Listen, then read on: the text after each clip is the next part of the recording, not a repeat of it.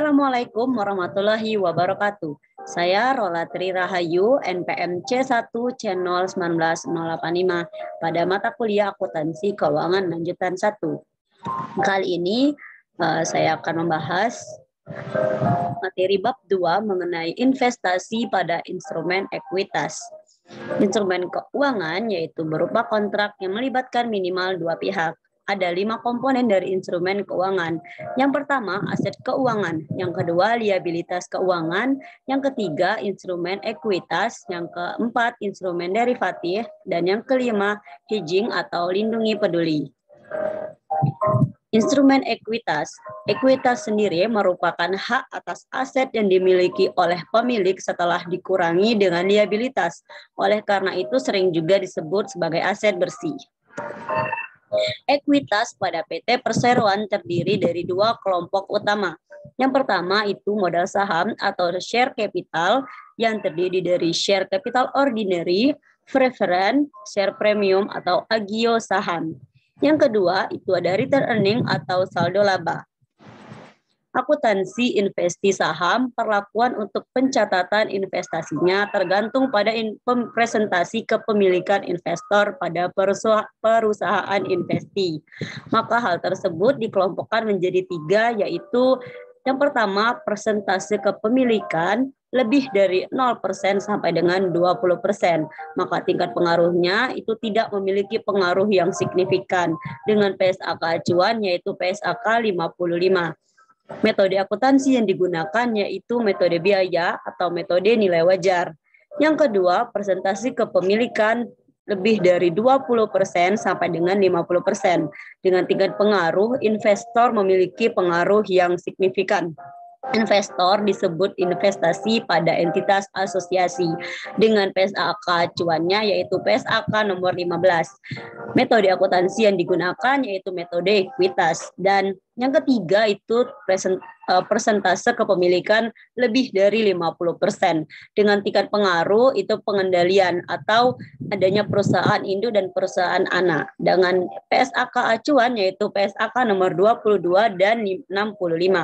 Metode akuntansi yang digunakan yaitu metode biaya dan metode ekuitas, sedangkan laporan keuangan menjadi laporan keuangan konsolidasian.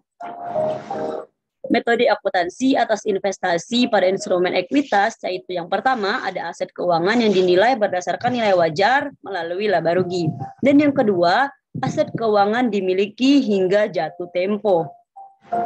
Aset keuangan dimiliki untuk dijual.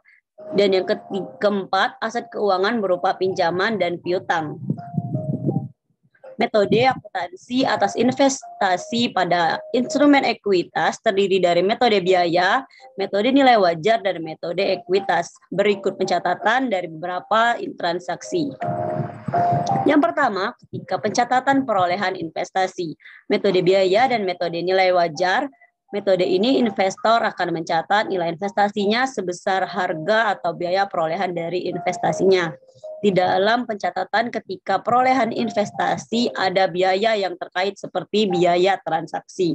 Biaya tersebut bisa dikategorikan sebagai penambah atau diakui sebagai beban periode berjalan, maka dicatat secara terpisah oleh perolehan investasi atau kategori di kapitalis. Kategori sebagai penambah, maka kita akan mencatat di debitnya itu investasi dan juga ada biaya transaksi komisi itu juga masih di debit, dan di kreditnya ada kas. Dengan kategori di kapitalis kita akan mencatat debitnya itu investasi dan di kreditnya ada kas. Metode ekuitas, metode ini investor akan mencatat nilai investasinya sebesar harga atau biaya perolehan dari investasinya dengan akun. Di debit itu investasi pada entitas asosiasi dan di kreditnya itu ada kas. Yang kedua, pencatatan investor ketika investi membagi dividen.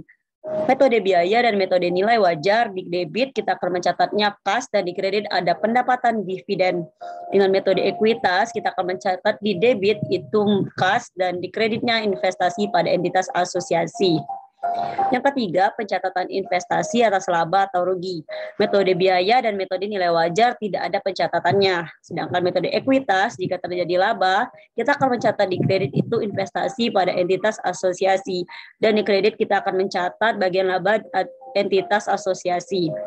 Dan jika terjadi kerugian, kita akan mencatat di debit itu bagian rugi entitas asosiasi dan di kreditnya itu investasi pada entitas asosiasi. Yang keempat itu pencatatan investor ketika investi melaporkan laba atau rugi. Metode biaya dan metode nilai wajar tidak ada pencatatannya.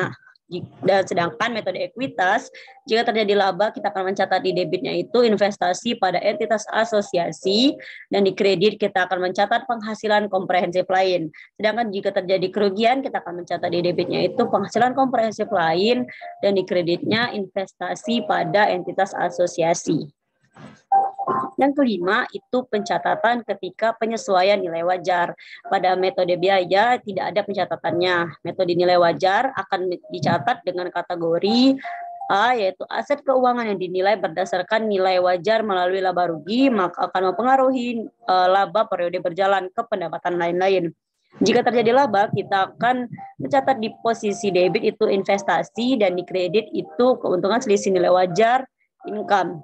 Dan jika terjadi kerugian, kita akan mencatat di debit itu kerugian selisih nilai wajar income, terhadap di kreditnya itu ada investasi. Yang B, aset keuangan dimiliki untuk dijual, maka akan mempengaruhi laba komprehensif, penghasilan komprehensif lain. Dan jika terjadi terjadi laba, kita akan mencatat di debitnya itu investasi, dan di kreditnya akan kita catat keuntungan selisih nilai wajar equity. Dan jika terjadi kerugian, kita akan mencatat di debitnya itu kerugian selisih nilai wajar equity, dan di kredit akan kita catatnya investasi. Sedangkan pada metode ekuitas tidak ada pencatatannya. Dan jika pencatatan investasi pada periode interim, yang artinya investor membeli investasi saham pada perusahaan investi tidak dilakukan di awal tahun. Contohnya investasi pada 1 April, 1 Mei, dan sebagainya. Pada kasus tersebut, jika perusahaan menggunakan metode ekuitas saat mencatat investasi dan perusahaan investi membagikan laba, maka investor tidak boleh mengakui adanya penghasilan dari bagian laba yang dihasilkan perusahaan investi secara penuh atau secara 1 tahun, tetapi harus mengakui kepemilikan secara proporsional. Contohnya mengakui berapa kepemilikan di perusahaan investi dan sejak kapan akuisisi itu terjadi. Yang terakhir itu ada transaksi hulu dan hilir. Transaksi hulu artinya perusahaan induk atau investor bertransaksi berupa jual beli aset maupun jasa kepada perusahaan anak atau entitas asosiasi. Sedangkan transaksi hilir itu kebalikan dari transaksi hulu, yang artinya perusahaan anak entitas asosiasi bertransaksi ke perusahaan induk atau investor. Jadi itu saja yang dapat saya sampaikan pada video pembelajaran kali ini. Saya akhiri. Assalamualaikum warahmatullahi wabarakatuh.